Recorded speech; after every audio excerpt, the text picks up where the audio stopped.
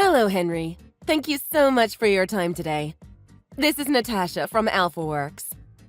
Good evening, Miss Harrison. Thank you for your time as well. Was there something I could help you with? Perhaps you had a question about something we discussed earlier? Hold on. But this is my personal number. Did I happen to share it with you during our meeting? Oh, no. We only exchanged our business numbers, so you didn't share this with me before. Then why do you even have it, if I may ask? Are you asking that for real? Or are you just joking? I can't believe that you really haven't noticed yet. What do you mean? Am I missing something here? Have we met somewhere before? Don't be silly. This is Natasha Adams from high school. Sun Valley High. Don't you remember? What? Natasha Adams? Yes! You really didn't make the connection until now? It's no surprise, though. You haven't changed much since your dorky high school days, huh? I'll never forget those thick glasses that you used to wear. And the way you were always such a loner. It looks like you finally decided to get contacts. But you're still as blind as a bat. I can't believe that you didn't even notice that it was me. I guess it's only your appearance that's made an improvement since we last saw each other. You definitely look less like the loser that you were back then. Well, it's not that I didn't notice, and it did seem like I knew you from somewhere before.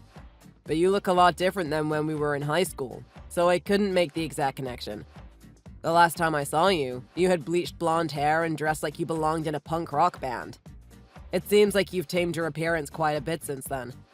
Back then, I never would have imagined having a business meeting with you like this. And your last name is different from before, too. Well, obviously. I got married and I took my husband's last name, so that's why it's Harrison now.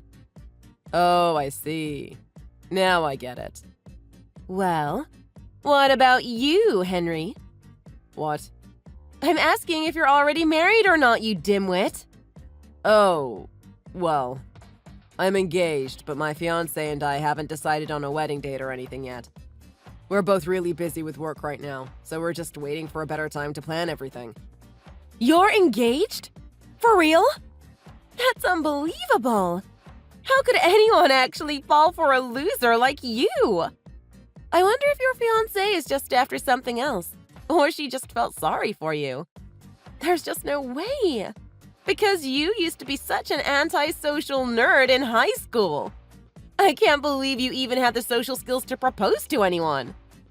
Natasha, we're not in high school anymore, so what meaning does it have to bring up the past like that?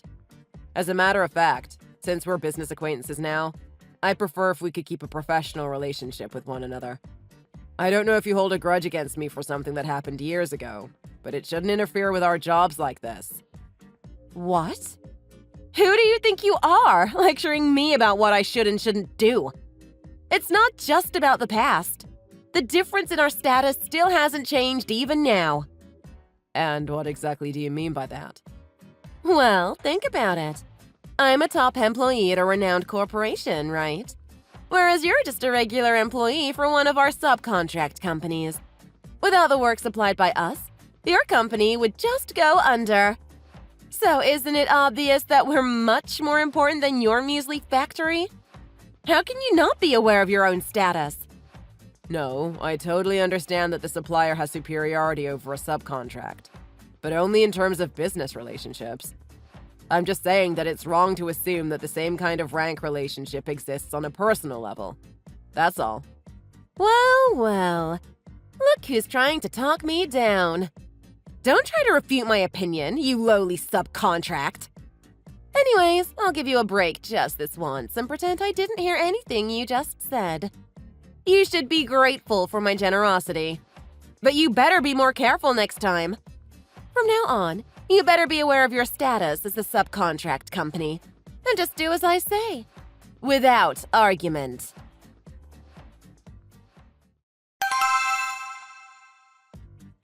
Hey, Henry. Maybe you can explain the meaning of this? I was just looking over the quotation that you brought today. Are you sure that this isn't a mistake? The price just seems way too high. Really? It seems pretty reasonable to me. And it's pretty much in line with what we've always quoted in the past. On the other hand, this isn't the sort of matter that should be discussed on our personal lines, especially after business hours. Why should that be such a big deal? So anyways, you'll give us a better quote, right? And by better quote, I mean a lower price. I don't know if that's possible. What? Why not? I explained all of this during our meeting the other day, but this is the lowest we can go without it affecting the quality of our work. And it's exactly in line with all of your requests, and we've already cut down on the cost wherever we can. So, like I said, I don't think it'll be possible to lower the cost any more than this. I see. But don't forget that you're just a subcontracting company. You really have some nerve denying my request. I'm perfectly aware of our position as the subcontracting company, but that shouldn't mean that we have no right to refuse such an impossible demand. It's always been my policy to be perfectly clear about what we can and can't handle. That's the kind of business relationship we had with your company before you took over as our account manager. Our opinion has always been taken into account regarding every decision, and that's how we've managed to establish a trusted relationship between our companies over the years. The way you think that a subcontracting company should obey every demand that's thrown at them isn't the way we want to operate. It doesn't make sense that you should have so much authority. How dare you? Do you have any idea who you're talking to? You're just a lowly subcontracting company. Or rather, you're just the same antisocial loser that you were back in high school, to be honest. Either way, you're in no position to tell me what you think. I have no intention of giving any mind to your lowly opinion anyways. Whatever hierarchy you think there was back in high school doesn't exactly apply the same way in the business relationship. You may have precedence in terms of this job since you subcontract the work to us, but I don't think you should consider that as you having a higher rank or anything. What? Anyways, to get back to the original topic, I'm not in the position to make any changes to the quotation at my own discretion, to begin with. So there's no point in discussing this matter any further here. And especially because this is my personal number, and it's after business hours. It's more an inconvenience than anything. You're really starting to irritate me. This isn't even about you being inconvenienced. Don't be such a fool. Don't forget that if it weren't for my contract, you wouldn't even have this job. So don't think that you can get away with talking to me like that. Like I said, the decision isn't solely up to me. So, what do you want me to do? Don't try to talk me down like that. I know for a fact that this contract with our company makes up for at least 70% of your total business. If you're not willing to give us a lower quote, I guarantee that you won't be happy with the alternative. For example, I might decide to cut your contract and outsource the job to a different subcontract company. I wish I could tell you otherwise, but unfortunately, I can't make the decision regarding the price on my own. So if it's agreeable to you, I'd like to put this matter on hold for the time being. We can discuss this further during our next meeting. Oh, great. So you finally realize that it works out better for you to listen to my request. That's not what I'm saying exactly. But it is part of my job to evaluate any feedback we get about our work.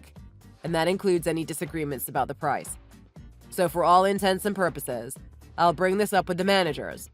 But I don't want you to get your hopes up or anything. Say what you want, but let's say that you do lose the contract with our company.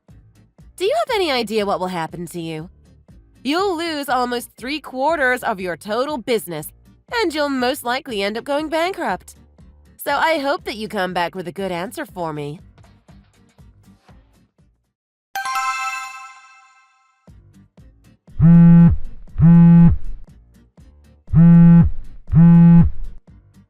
Hey, Henry!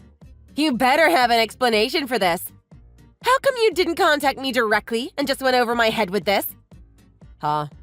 What are you talking about? You know perfectly well that I'm the one who handles all matters with your company. I'm your account manager. Why didn't you discuss any of this with me directly? You just went straight to my boss that you weren't able to lower the price on the quote. How could you just ignore me like that? We were just discussing this matter between the two of us last night. I'm completely disappointed in you. You're really risking this contract because of your stupidity. I'm glad you got the message regarding our decision about the quote. But I'm afraid your boss forgot to mention one minor detail. I'm no longer the contact person for this job. What? Wait, let me guess. I bet your performance was so bad that your managers made you step down from the job, right? No wonder. I'm not even surprised. It serves you right for not listening to me in the first place. But wait, I'm a bit confused. Maybe you can explain this as well, because I heard that you were no longer in charge of our contract either. What? Remember how you were completely unsatisfied with the quote that I presented you the other day? Well, I decided to bring your issue up with my senior managers, since they were the ones who decided on that price in the first place. And let me tell you that they were quite surprised with your claim that the price was too high. They said that in all the years that we've been subcontracted by your company, there's never been such an issue with our proposed quote. And they were quite certain that the former person in charge would never have come forth with such an outrageous demand. So my manager decided that he should speak directly with your manager to settle this matter. No, that can't be. Let me just get straight to the point then. Basically, it became clear that your irrational price negotiation wasn't on behalf of your company, but that you were, in fact, acting on your own authority without consulting anyone about it. No. Wait, that's not all true. And in the process of discussing this matter, I was also told of a very troubling situation about you. Is it true that this was the absolute last opportunity your boss was willing to give you? What do you mean? Well, this is what I was told. That you always place at the bottom in your department for sales performance. You leave the office frequently during working hours, but nobody knows where you are or what you're doing because you never answer your phone. And once in a blue moon, when you actually do close on a contract, it turns out that you just took the credit for a different colleague's work. I hope you don't think that anyone is actually fooled by your fake enthusiasm towards your job. Honestly, you should have been let go or at least demoted by now. But your company decided to give you one last chance, as a courtesy to you. And that's how you came to be in charge of our account, because our CEO has been acquainted with your CEO for many years. Whatever. Why does that have anything to do with this? It doesn't change the fact that I'm the one who handles the contract with your company. Didn't you hear what I said earlier? I was told that you're no longer in charge of our contract. I told you I have no idea what you're talking about. Well then, why would you make such an unreasonable demand? At your own discretion, knowing that you were risking your job at the same time. And not only that, you also betrayed the trust of your company. That's just reckless and stupid. Well, I can explain. The cheaper the order is that we receive from you, it'll be a profit for our company, right? In other words, my managers would have looked at that as my achievement and would have evaluated my performance accordingly. But still, your demand to cut our quote by half is just ridiculous. That's just going too far. Oh, be quiet. You're nothing more than our subcontract company. It's your duty to obey my orders. You still don't get it, do you? The reason why your manager decided to remove you from being in charge of our contract is because you always think you're so much better than everyone else. What do you mean? Well, it's impossible to have a long-standing business relationship without there being a strong sense of trust in the first place. Not only do you have to think about making a profit, but it's also important to consider the kind of burden you're placing on the other party. A true partnership is established when both parties are willing to compromise when necessary and work together to build the foundation to manufacture the best product possible. Who do you think you are, lecturing me like that? And besides, you're in no different of a position from me. Isn't that right? You said so yourself that you're no longer handling this job. I know what I said. But unlike you, I wasn't ordered to leave my position. My assignment here is going to end soon, so my manager just decided that it was a good time to hand over the job to a different employee. I'll be returning to AlphaWorks in a few weeks. What? What do you mean you're returning to AlphaWorks? Like, the same AlphaWorks that I work for? But why would you say that you're returning here? Oh, so I guess you never realized it. What is it? Just tell me already! Well, my cousin is in line to be the next president of AlphaWorks. Your cousin? You're kidding, right? But how can you be related? You have different last names. That's because he's my cousin on my mother's side. His mother and my mother are sisters. Anyways, I was originally working for a subsidiary company of AlphaWorks before coming here. But my cousin saw how dedicated and hardworking I was, so he planned to take me in as his right-hand man when he eventually got named the president. And before that time came, we decided that it would be best if I had the opportunity to get some work experience elsewhere. So that's why I was given this job assignment, so I can train under someone else other than my cousin. But how could this be true? So, in other words, you already have a job lined up here? As one of the top executives in the near future? That's exactly right. It's too bad you only became aware of this just now, though.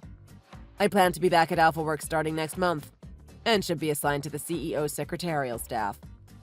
That's great news! Anyways, I was thinking, maybe we can go on a date sometime. What do you think? Of course, it won't be just any old date that's out of courtesy. I promise that I'll do everything and anything that you want. And in return, maybe you can promise me an advantageous position at work. You can arrange that when you start working as the CEO's personal assistant, right? Isn't this such a great idea? It works out to benefit the both of us. You get the opportunity to break out of your antisocial shell and go on a date with me, while I'll have a guaranteed position at work. You see? It's a win-win situation. You're really unpredictable, aren't you? Where do you even get these kinds of ideas? You don't honestly think that I would agree to go through with such a ridiculous offer, do you? There's just too much at risk. What do you mean? Well, first of all, didn't you say that you were married? Well, yes. And I told you that I'm already engaged and that my fiancé and I are planning to get married soon, right? I know that. But, as long as no one finds out about us, it won't be a problem. Well, what I said before is really just an excuse as to why I'll never accept your offer. But let me be frank with you, because we'll never be involved in each other's businesses from now on. Both personally and professionally. And to be completely honest, I really dislike you, Natasha Harrison. How dare you? Wait, don't tell me you're actually surprised by this. The way you look down on me and my company for being the subcontract, and all the rude comments and insults about me being an antisocial loser. Did you really think that I was taking all of that in stride? No one should be bullied or harassed like that, especially in a professional environment. The real reason why I refuse to accept your offer to go on a date is because I absolutely hate you. Wait, don't tell me that you actually thought that I would be happy about your offer. Don't be so full of yourself. Well, that's not exactly what I'm saying. Most people would find it to be an insult to be used like that. I mean, that's if you have any common sense, that is. Let me explain. Oh, that reminds me. Your boss has been following our conversation this entire time, just to let you know. He's the sales manager for your company, right? What? How is that even possible? It's a bit too late now, but you probably should have given more thought to your current situation before acting like a fool. You were barely hanging on by the width of a hair, but you still thought that you would actually get away with doing something so stupid. You knew this was your final chance at redeeming yourself, but in the end, you just let your ego get in the way. And what a shame that is. No, you can't be serious. Anyways, there's nothing else left for me to say to you. Wait, please. By the time I return there next month, I'm quite certain that you won't be around anymore. Good luck with your job hunting, at least.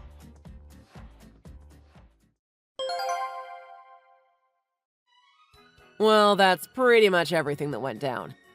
As expected, Miss Harrison was fired just a few days later. And from what I've heard, it became clear that her dishonesty was not just towards me personally. Supposedly, she's used her tears as a weapon to get her clients to sign a contract on more than one occasion. She was just a dishonest person through and through, and only considered things that were to her own benefit. And because her foolish behavior caused a disruption to the job, she was ordered to compensate for those losses. In addition, She had to pay for damages for initiating a relationship with a married man. So financially speaking, she's in quite a bit of trouble. Of course, her husband found out about everything she had been doing and filed for divorce immediately. He took full custody of their child, then moved away shortly after. Miss Harrison, or rather Miss Adams, now that she went back to her maiden name, moved back in with her parents for the time being. But all the whispering and rumors about herself must have been too much to handle, since she just disappeared from the house one day and never returned. However, she still continues to make regular payments for the compensation that she owes. So it must mean that she's alive somewhere and hopefully trying to make something better of herself.